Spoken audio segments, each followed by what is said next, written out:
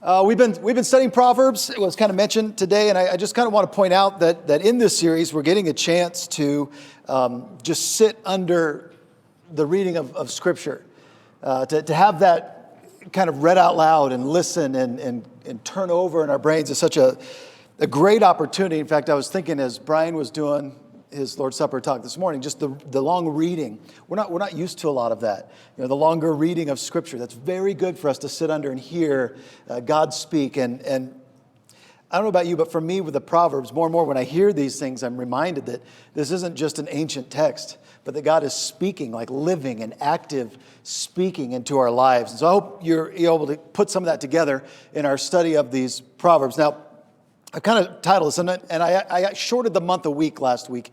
We've got this one and then one more on wisdom, and then we'll conclude our month. And Talon will give our last lesson of this month coming up. But what I want to do is, we've called this wisdom.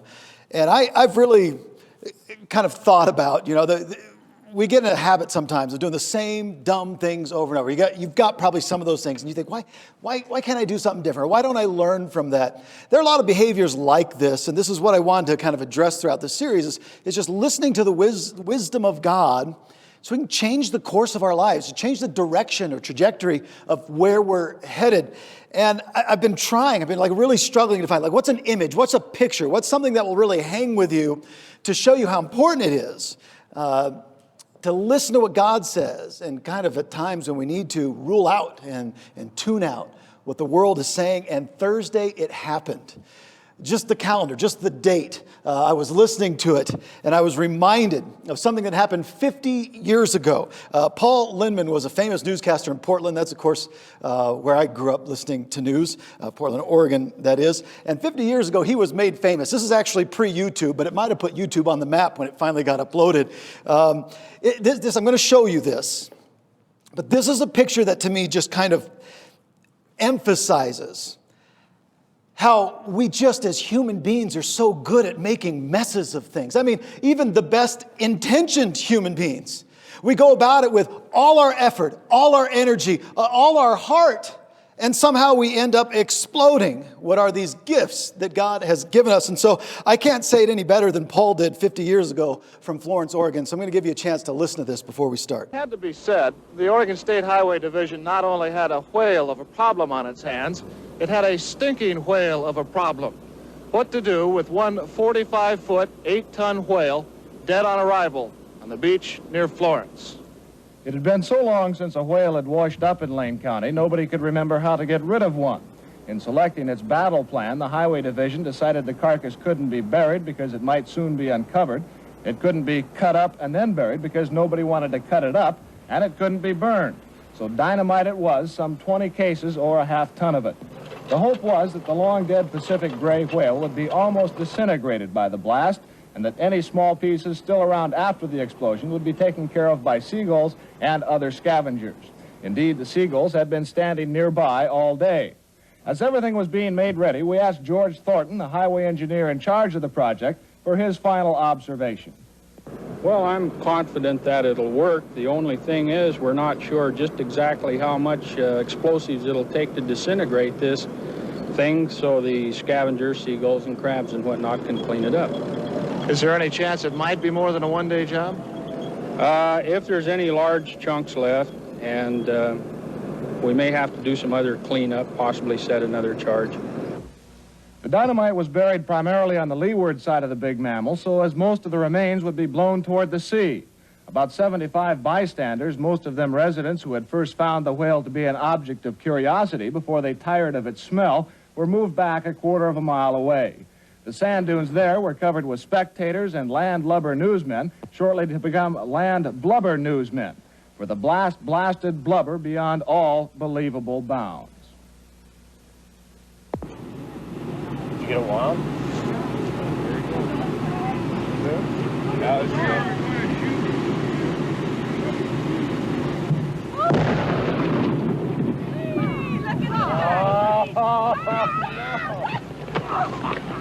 All right, Fred, you can take your hands out of your ears.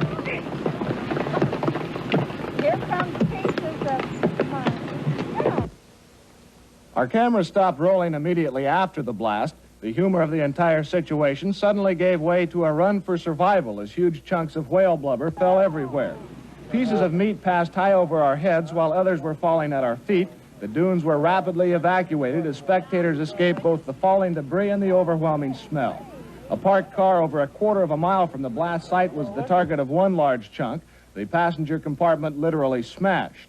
Fortunately, no human was hit as badly as the car. However, everyone on the scene was covered with small particles of dead whale. As for the success of the effort, well, the seagulls who were supposed to clean things up were nowhere in sight, either scared away by the explosion or kept away by the smell. That didn't really matter. The remaining chunks were of such a size that no respectable seagull would attempt to tackle anyway. As darkness began to set in, the highway crews were back on the beach burying the remains, including a large piece of the carcass which never left the blast site. It might be concluded that should a whale ever wash ashore in Lane County again, those in charge will not only remember what to do, they'll certainly remember what not to do. So Paul Lindman says it best. I hope that from our mistakes we learn not only what to do, but could we just stop doing what we know not to do? And I love that picture for many reasons. You've all got little stories you can tell from family reunions long ago. This probably fits the picture better than any. We explode things, and the mess is so great. And so I really want to focus in. If you could think about this today, let's get back into what God's wisdom is for family. This should be a time of year where our calendars say we're getting together a lot with family, and I hope some of you have that chance. But if you do, the temptation's going to be there to fix things or solve things in your way. Now you've got a picture of what that looks like. I mean, they were well-intentioned, they meant well, sounded great. I mean, seemed like a foolproof plan. I want to give it up as well for Paul Lindman, who's not creating a mockumentary here, but it sure sounded like it. What a genius broadcast that was. He was actually promoted after that, became pretty big in Portland. So, all that being said, I want to get into the family today, and let's start with the husband and wife. We're going to go through several sections of this, and again, let's just keep from exploding things, okay? Doesn't tend to make things go away, makes them worse. So, the husband and the wife, God's original team, first team in the Bible, husband and wife, Adam and Eve. The way God created this partnership is beautiful. It's that two individuals would become one. The two become one. And this is the foundation of society as God intended to be. The family, husband and wife, the central unit of society. In fact, Genesis 2:23 paints this beautiful picture where Adam sees woman created and says, this is now bone of my bone and flesh of my flesh. He understands that the fit is so great that Moses goes on to say it's for that reason that a man would leave his father and mother and cleave to his wife or be joined to his wife, and the two shall become one flesh. I'll just point out, that's God's picture, two becoming one. That's the hub of society. That being said, we can go through our Bibles and learn very quickly that many kings, although Solomon probably uniquely, didn't follow that simple plan. In fact, one of the biggest weaknesses we see in the great king of wisdom is his taking of many wives. And sure, Solomon had his reasons. Strategy and kingdom reign was probably on the top. It didn't make it God's plan. But the most common among Israel, they didn't believe in polygamy. They understood this wisdom that was being taught. And when you put that together, it flies in the face of the earthly wisdom of their day. I mean, it was just a common thing around them. But this ancient book for wise living clearly instructs its reader that the union of one man and one woman is God's plan. You see, the Proverbs show us that fully personal bond that can exist between the husband and the wife. And so this is what we want to start out with here today. The husband and the wife is a union of sharing. It's two becoming one for the purpose of sharing. They're the foundation of family. You hear this all the time. A couple is married and we all congratulate them, and then at some point a child is on the way. And people will say innocently, oh, you're starting a family. I think that's a mistake. God started a family with the man and the woman. There's your family unit right there. There's great additions. And there are additions that are, need to be dealt with more than others, but the family is the two, the unit, right? And that's what's going on here. And so the wise couple throughout the Proverbs is seen as speaking with one voice. Think, even as the child comes along, it says, "Hear, my son, your father's instruction, and do not forsake your mother's teaching." Think about that. Who do I listen to, mom or dad? Well, the picture of wisdom is they speak the same language. They're on the same page. They're together in their instruction of the child. Proverbs 6:20, similar kind of picture. "My son, observe the commandment of your father. Do not forsake the teaching of your mother. Bind them continually on your heart. Tie them around your neck." And I've experienced this in my life. When I traveled away from home, got away from mom and dad, it's amazing how their voices kept showing up at certain times in my life. That instruction stood there. And it was up to me to listen, to bind, to be responsible for. And so both parents are united in this message, not divided, is the picture of wisdom. This partnership goes beyond mere loyalty. The husband is delighted in the love of his wife. Exhilarated is the term there, always with her love. And when that union, that tight bond is broken, well, it's seen as a betrayal. In fact, look at Proverbs 2:17, of a close friend and of God himself. You see, the one who leaves the companion of her youth and forgets the covenant of her God is the picture there. And so the wife throughout this relationship is seen as a companion to her husband, his closest friend. I'll never forget the term my mom always has for my dad. He's her best friend. As a kid, and you kind of figuring out friends and best friend language, that was always kind of interesting to kind of put together.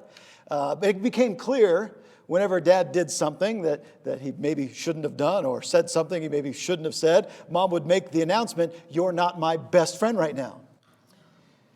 And so there was some mending of a relationship that needed to take place. As we got older, it was kind of interesting to see all of us kids, when Dad couldn't quite figure out why he wasn't her best friend right now, we'd try to point him down that path. Here, fix this, do this. All families tend to work that way. The children want to see this bond, this connectedness, this united front. And though from the beginning they try to pick it apart, they thrive in the unity of this union. The wife is never depicted in the Proverbs as merely a childbearer or servant, which I think is just interesting. The book of Proverbs is very progressive compared to the ways that it's often portrayed by many who call themselves wise in this world. God has a real and pure picture of what this union should be. The Proverbs also shows us that the wife is the making of or the undoing of her husband. Proverbs 18:22, "He who finds a wife finds a good thing and obtains favor from the Lord." Or 19:14, "House and wealth are an inheritance from fathers, but a prudent wife is from the Lord." Or look at 12:4, "An excellent wife is the crown of her husband, but she who shames him is like rottenness in his bones." You see, the stability of the family unit is going to chiefly depend on the constructive wisdom of mom. Which reminded me, I don't know if I've ever told you this, but I did grow up on a pew, but I'm not talking about in the church building. My dad actually had an old pew that he had turned into a bench on the back of our table, and I alone sat on that pew every meal we ever ate.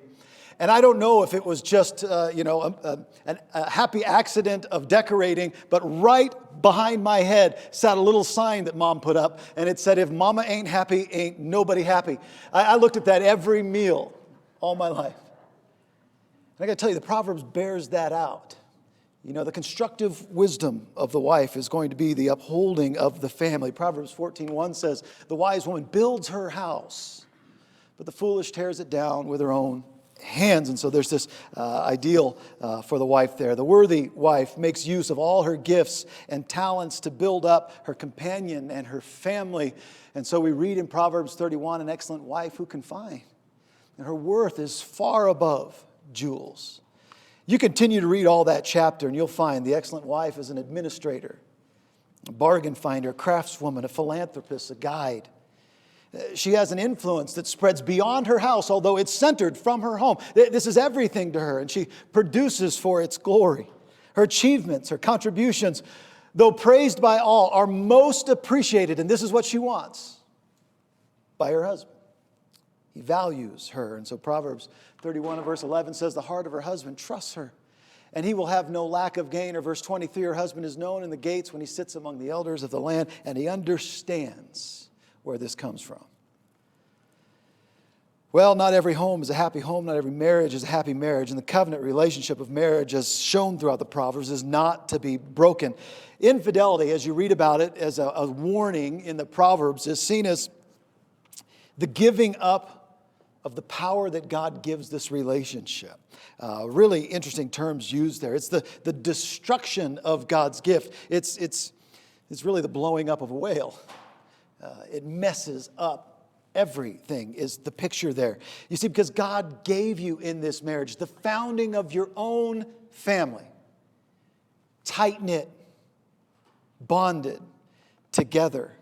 And he divinely blesses us. In fact, if you want to look in the Proverbs, chapters 5 and 6 are a really good kind of coming together of this idea. And I'll just go through this a little bit with you. But it defines to us that the defiling of the marriage bed is an exchange of true intimacy for its parody or a travesty of marriage is the idea. God gives the blessing of exclusiveness in marriage. You know, this is something people don't think about, but that one man and one wife together for their journey through life is a blessing that God says is just for you two. There's something shared here that no one else knows. So Proverbs 5:19 says, as a loving hind and a graceful doe, let her breast satisfy you at all times. Be exhilarated always with her love. For why should you, my son, be exhilarated with an adulteress and embrace the bosom of a foreigner? And that could be considered an awkward passage to read out loud, especially with some teenagers around. But parents, I want you to know this. They're hearing that kind of language in a different tone all the time.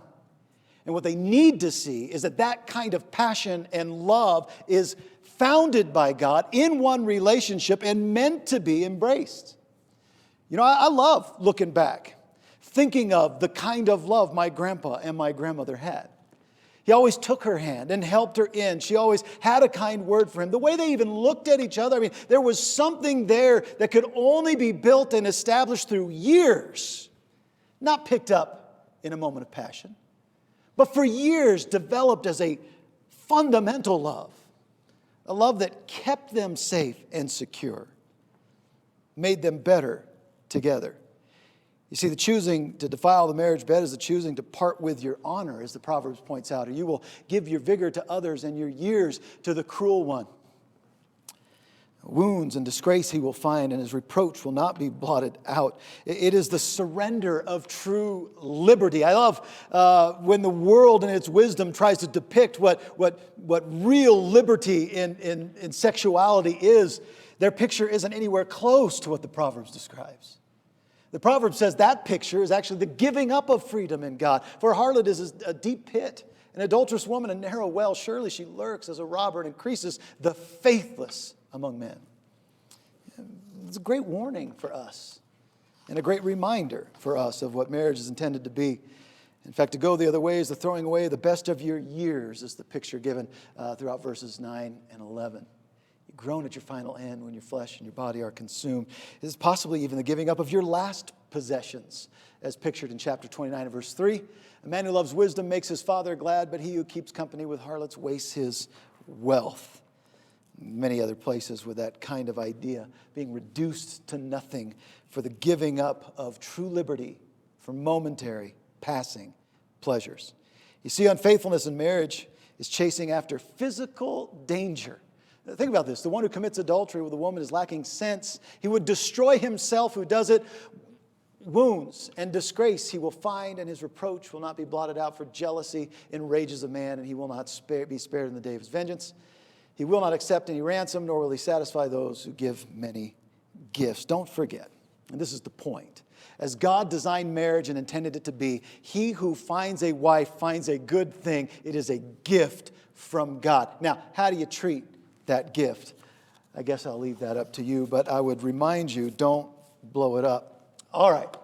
Going to go a little bit further here into parents and children. This is always a fun one to talk about, right? So now I get to tell you in about 10 minutes how to raise your kids. This should be really exciting. I do want to say this. The easiest way to read the Proverbs is to look at some of its shocking language, to perceive it in our modern language and throw it away as something old and unusable. And I want to show you one of the best examples of that, is that the Proverbs actually praises what is called the rod.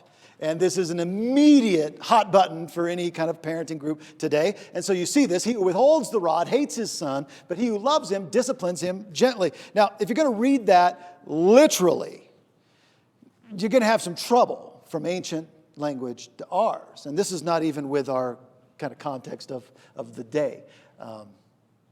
The rod is simply talking about discipline. And the Bible in no place ever states that any parent's going to have any more than one child that is exactly like the other. We are individual souls at every level. We have individual challenges. We have individual temptations. And the parent who has more than one child or even one is going to be challenged with being creative in their discipline. And it is not a one-size-fits-all rod, is the picture. It's about being creative in our discipline. Really what this passage is telling us, the Proverbs is reminding the parent, it's about a serious approach to wisdom. Because wisdom is life. And so these little ones that are looking to us for direction need to be challenged in unique ways to stay the course of wisdom and not slip into a course of folly or foolishness. And so here's the way the Proverbs paints it. For he who finds me, that is wisdom, finds life and obtains favor from the Lord. Parents, isn't that what you want? Your kids to know God and love God. When you're long gone, will they hold on to God? If they find wisdom, they find God. They have life. But he who sins against me injures himself. All those who hate me love death. To just simplify this, we need to get this point. It is telling us that a hard way to gain wisdom is far better than an easy way to gain death, right? You can ease your way into losing God, but is the parent willing to sit down and instruct and discipline and correct so that child can learn the path that leads to life? Proverbs 23:14, kind of a similar idea. You shall strike him with a rod and rescue his soul from Sheol, or discipline your son while there is hope, and do not desire his death.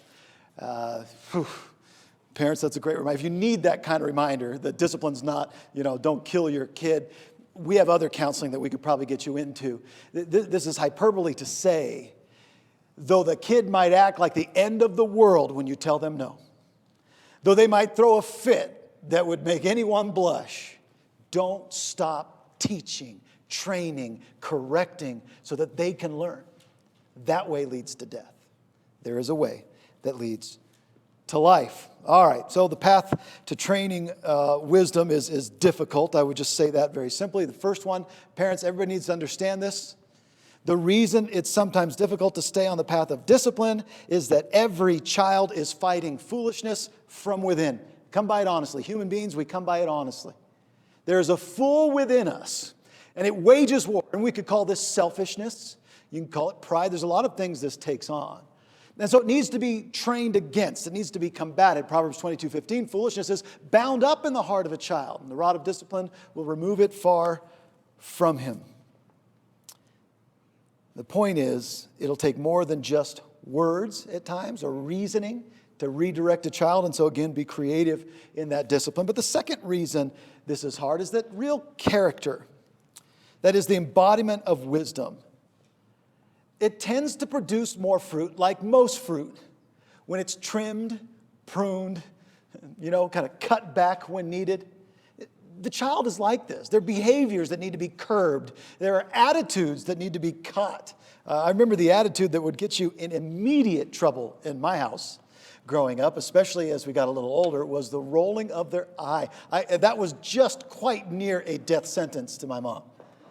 Was not, because she knew what was behind that eye rolling was a haughtiness that said, I know everything and you know nothing. And she would tell you she just loved us too much to let us keep on that path. And she got very creative in preventing that from happening any further. Proverbs 15:32 says, he who neglects discipline despises himself, but he who listens to reproof acquires understanding. The fear of the Lord is the instruction for wisdom, and before honor comes humility. Parents, that's the ultimate goal of the rod, is to remember, as you set out on this life's journey, you're not alone. There's a God who made you and designed you and has a path for you. But if you seek your own way, you'll stray from him. And so be reminded, be humble enough to listen and gather his instruction. Lots of places things like that are said. Proverbs 5:11, you groan at your final end when your flesh and your body are consumed. This is the man who wouldn't listen to wisdom. And you say, how I have hated instruction, and my heart spurned reproof. Finally, we read this even in the Hebrews, chapter 12, verse 11. All discipline for the moment seems not to be joyful, but sorrowful. Yet to those who have been trained by it afterwards, it yields the peaceful fruit of righteousness. Just say this last thing about the rod. My dad kind of towed the line. In their partnership, he was reminded by Mom when it really needed to be towed with the kids. And so he kind of kept us on that right path. And in my house, I don't mean to shock anyone here, but there was a particular belt that we knew to go get when it was time.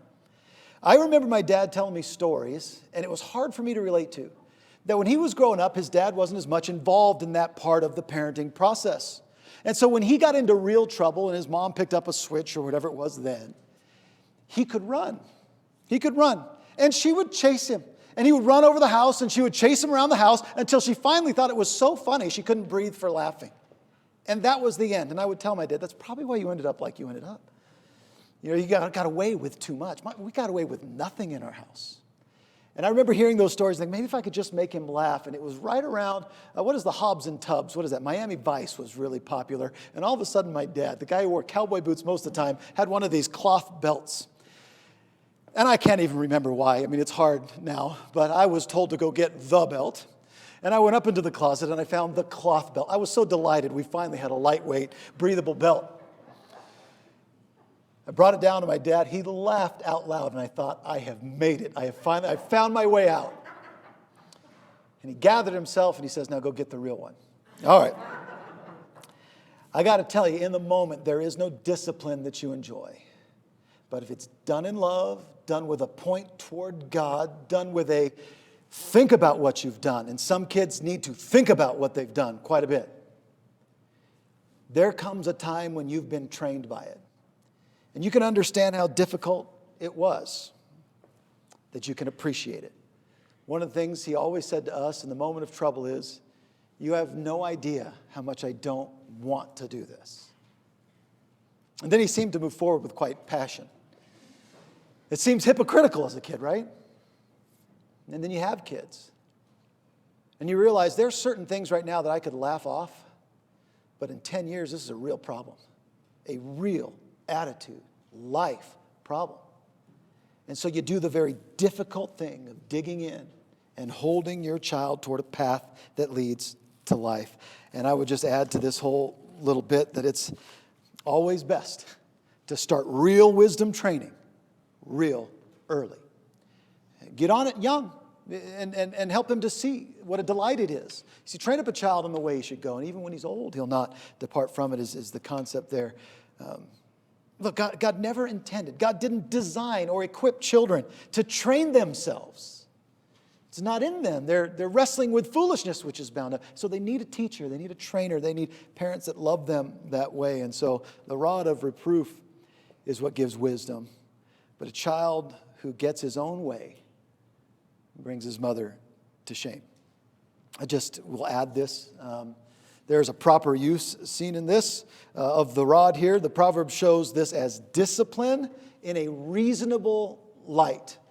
And boy, I'm telling you, parents, I wish, for those who read passages like our last one and say there's just this little program you put your kids in and they come out the other side okay, you've not been around a whole lot of human beings. That's not the way this works.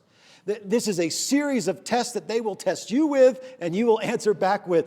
And so it's about, again, that creativity and understanding the purpose of this. It's done in love. And so we're told grandchildren are the crown of old men and the glory of sons is their fathers. You know, this generational involvement and instruction down the right path is the picture. It's the responsibility of parents. And this is the way God's word was always written. We studied last year to begin our year, the Shema prayer. What is that about? It's a prayer, yes, but it's a reminder mostly. Parents, grandparents, teach this next generation, show them the way, show them how to love God and love their neighbors. This is what God is looking for. And so it becomes our job, parents, to chart the course to heaven for our children, towards wisdom. And the best way to get that done is to teach an understanding of what's right or wrong, the law. Not a rigid following of rules, but a learning to value the process of parents who are constantly getting involved in care and love and pointing us in the right direction. That persistence is something you come to love. Proverbs 3:1, my son, do not forget my teaching, but let your heart keep my commandments. Or Proverbs 7:2, keep my commandments and live, and my teaching is the apple of your eye. I can almost remember the year, about 22, 23, when all of a sudden everything my dad had said just started to mean so much. I was talking with one of my sons this week who was allowing his mother and I to know that we remind him a lot about certain things. And I said, did you realize that your grandfather called me when I had moved out of the house, was out of the house for a couple of years, had my own wife and my own house 3 hours away, and the first thing he would say when he answered the phone and knew it was me, did you feed your dog? I thought that was kind of insulting. It's like, yes, I'm not 8 anymore. But there's parts of that parent that just won't let things go, not because they're being naggy, because they want what's best for you. I got to the point where I could laugh that off and think, boy, this guy really does care how things end up. It includes fostering wise habits of thought and of action. You bind them on your fingers. You write them on the tablet of your heart. I see things like this. It's like the parent holding up the child to walk. You steady their walk, and this is what this relationship is to look like. You're helping your child find their own feet, and you who've released children into this world understand what that looks like, because the day comes when they let go of that hand. But it won't be long before they'll be on the phone saying, Mom, Dad, what do I do? What would you do if you've done it like this?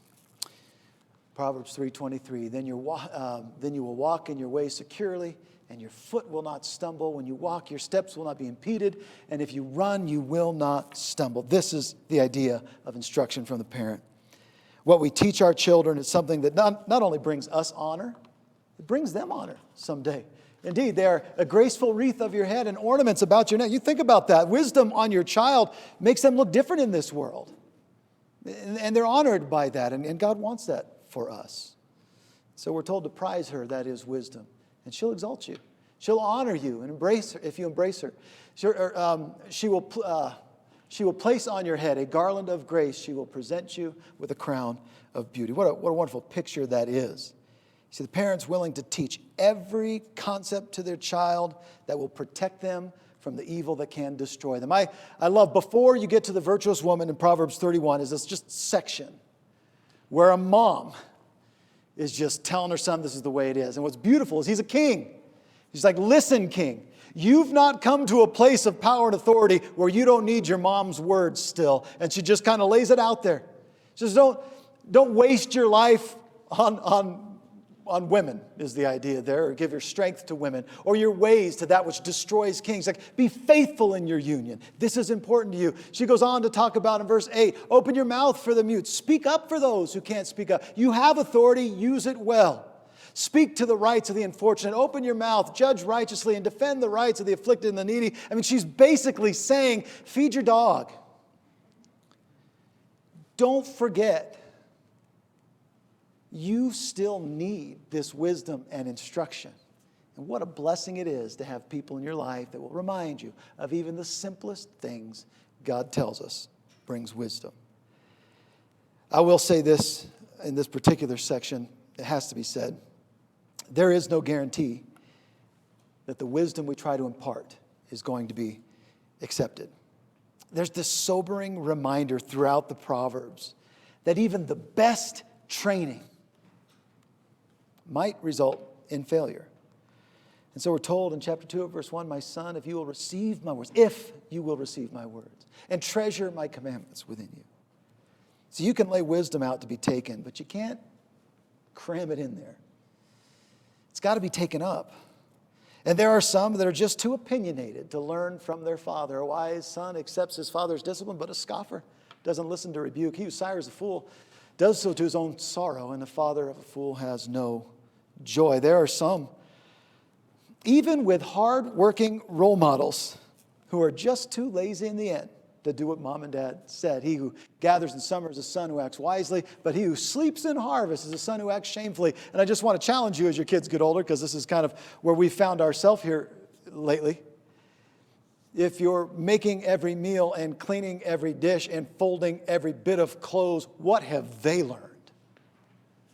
Well, they've learned that they have house elves for parents. And it'll be a cruel reckoning one day. They'll be a lousy roommate. They may be a lousy mate. But what have you taught them? You see, there are some too lazy to get this lesson. More than that, we see that there are some just given to lust. They spend their wealth on what's wasteful. Many others are just rebellious, even hate their parents. I just cringe. I know talking about family is so difficult because there are some that had family that were not godly, did not do what God wanted. And yet to speak in terms of hate is such an abomination. Just to think about what this looks like. A wise son makes his father glad. It doesn't say anything about how wise the father was there. You just do your best. But a foolish man despises his mother. The eye that mocks a father and scorns a mother, the ravens of the valley will pick it out, and the young eagles will eat it. There's a great refrigerator passage for you this week. It doesn't necessarily make you hungry, but it'll teach you.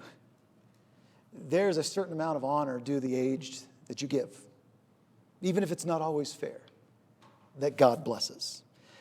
They mock them. Others will curse their parents. There's a kind of man who curses his father and does not bless his mother. Or 2020, he who, a great passage there for this year, he who curses his father or his mother's lamp will go out in a time of darkness. Look, there are some that would rob their parents. There's some that just flat out will not listen no matter what. I want to say this about all of that. There are some parents who, although you can't make your kids pick up wisdom, have just chosen to give up instead. And I think we're accountable. Some parents will have only themselves to blame for not administering wisdom. Your child should never get to a place in their life where they say, Mom and Dad never instructed me. It's our job to, whether they take it or not. Proverbs 29:15 tells us, the rod and reproof give wisdom, but a child who gets his own way brings shame to his mother. Ultimately, though, it is the individual's response to wisdom that finalizes the matter. And so we're told, my son, do not forget my teaching. Or my son, if sinners entice you, do not consent. All right, let's do this quickly here. We'll talk about brotherhood. Again, you get a lot out of the Proverbs from this, but the Bible's very clear about this general disease of brotherhood. You would think being family makes everything fine. It seems like that's where we foster the most of our dysfunction, and the Bible presents that. The word brother, by the way, in Hebrew is general at times. It doesn't just mean flesh and blood. As far as brother and sister, the way we would see it, sibling. It can mean relatives, including cousins. But it shows us that the relatives that a burden was just as much a burden in ancient times as it can be today. All the brothers of a poor man hate him. How much more his friends abandon him. He pursues them with words, but they are gone. This is the one that just needs, takes, never changes. And what a burden that can become. That's one problem to brotherhood. And sometimes the problem is just these close relationships are a chance to run your mouth, to say things that aren't true, to talk about people where you shouldn't talk about them. There's a certain etiquette to being family, that what's spoken here is spoken here and not everywhere else. And when that happens, the feuds that result bring a bitterness that just kind of propels itself forever. Proverbs 18:19, a brother offended is harder to be won than a strong city, and contentions are like the bars of a citadel. You know, it would serve us well when it comes to family to heed those words and treasure your brother. It's one thing I know about family is, again, very few of us are just like the other. And brothers, sisters in that close unit, it's our differences that start to stand out. And they can become unbearable. It can become all we focus on. And folks, if you can't learn to live with your brother whom you can see, how can you learn to love and live with the Lord whom you haven't seen? That's the point of Scripture. And so take the time, with all the differences, to love your brother, treasure him, pray with him, keep God between you. You see, brotherhood in its healthy state is seen like this in the Proverbs. It's a place for consistency and constancy. A friend loves at all times, and a brother is born for adversity. You know, all the differences that I've had with my brother over the years, when something real hits, it's amazing how much I want to hear from him. I want to hear his voice. There's something there. You see, the best friendships even that we can achieve in this life are told to us to be stronger than the bonds of that closest brother. You see, a man of too many friends comes to a room, but there is a friend who sticks closer than a brother. You understand that idea. Don't forsake your friend or your father's friend, and do not go to your brother's house on the day of your calamity. Better is a neighbor who is near than a brother far off. And what a blessing wisdom gives us, especially in our day, when families spread out all over this great land. And God gives you Christian fellowship, brothers and sisters nearby that care for you like family. Well, family can be a sticky topic, and the Proverbs covers it head on, reminding us not to just blow things up, but handle them well. And the Proverbs holds the family as this pivotal piece of society. And family loyalties are brought to life when children are brought up faithfully, when parents are united joyfully. And then the family is prepared to fight against all the sins that would love to erode the foundation of their faith. You see, they lie in wait for their own blood. They ambush their own lives. There are those that want to destroy this great union.